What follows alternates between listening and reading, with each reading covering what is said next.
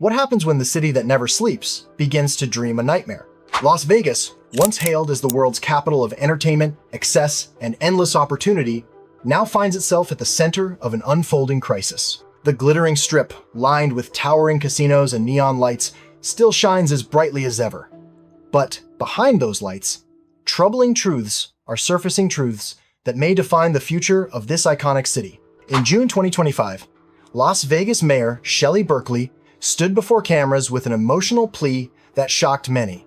"We love you, we need you, and we miss you."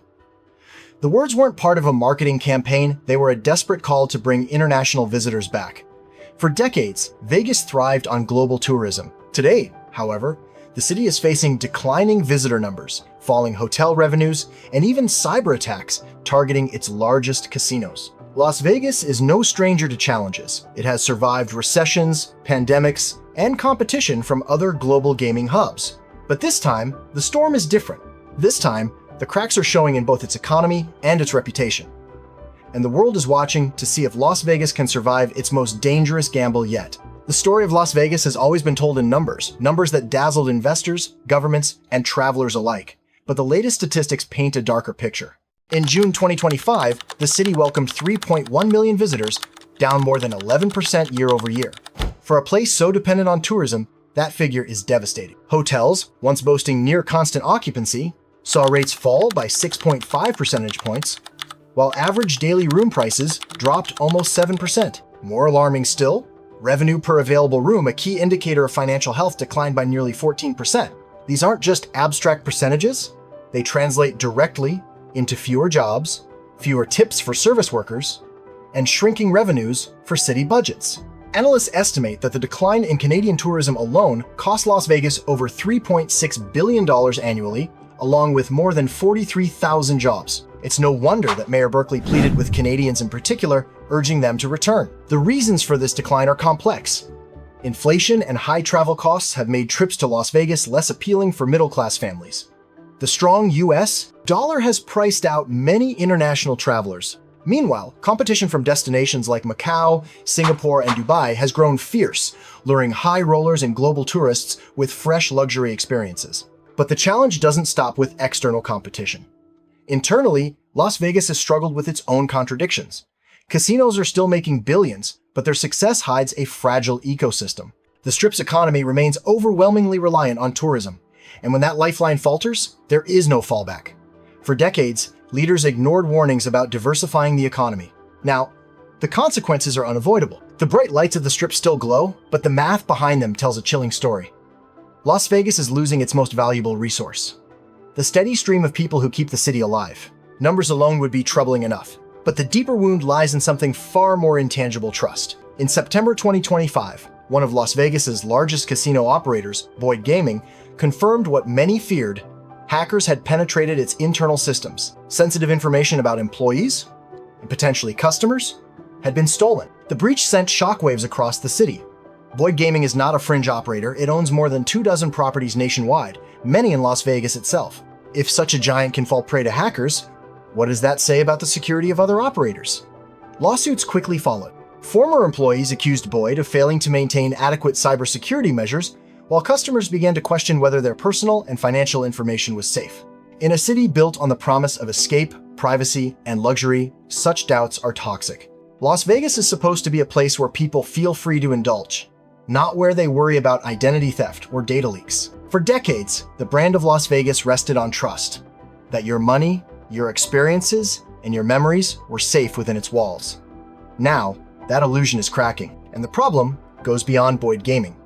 Cybersecurity experts warn that casinos are prime targets. They handle vast amounts of sensitive data, from financial transactions to loyalty programs and personal records. Many rely on outdated systems, making them vulnerable to sophisticated attacks. In recent years, hackers have already infiltrated global casino networks through unexpected weak points like an internet-connected fish tank thermometer. For Las Vegas, the Boyd breach is more than a corporate scandal. It is a symbol of fragility in a city that has always prided itself on strength. Trust, once lost, is nearly impossible to rebuild. And without trust, can Las Vegas truly remain the entertainment capital of the world? The people of Las Vegas know better than anyone that their livelihoods are tied to tourism. When the hotels are full, bartenders, taxi drivers, show performers, and small business owners thrive. When visitor numbers drop, the entire ecosystem suffers.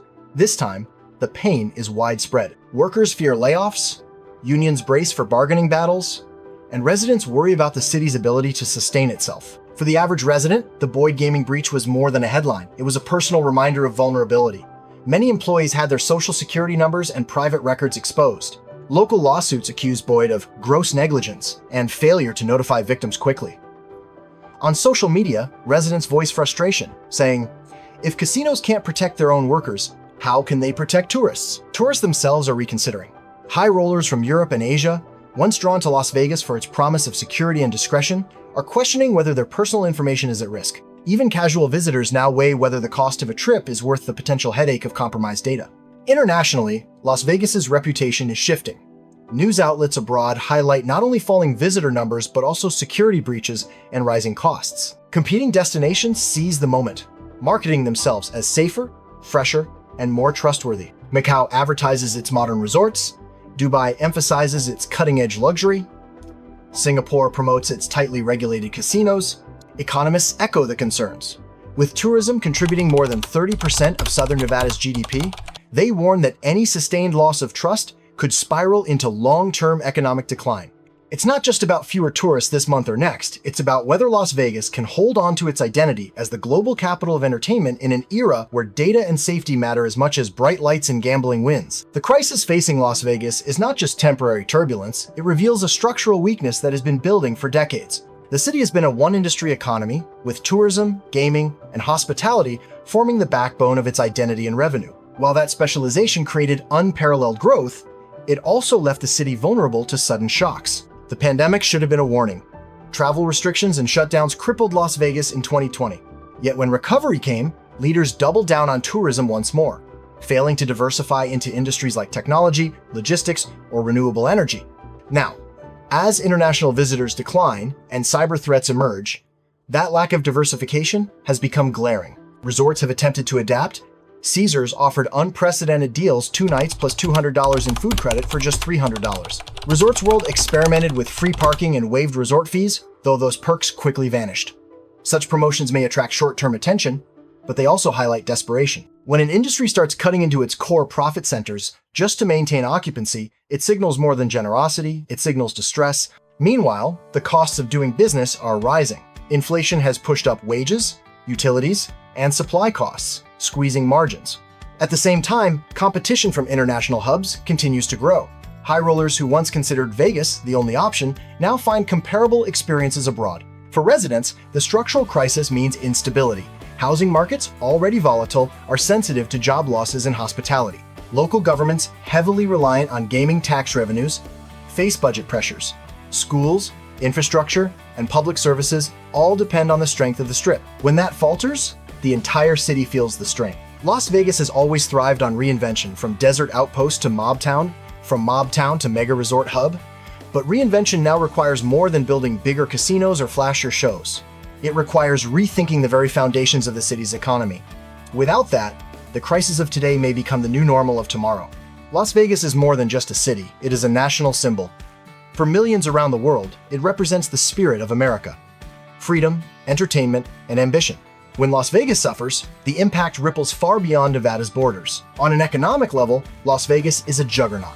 The city generates billions in gaming revenue, hospitality taxes, and international tourism spending. A decline in visitors doesn't just hurt local workers, it reduces state and federal tax income, straining budgets across the US. For a country already grappling with inflation and high debt, a wounded Las Vegas is one more weight on the economy. Culturally, Las Vegas's struggles tarnish America's brand abroad.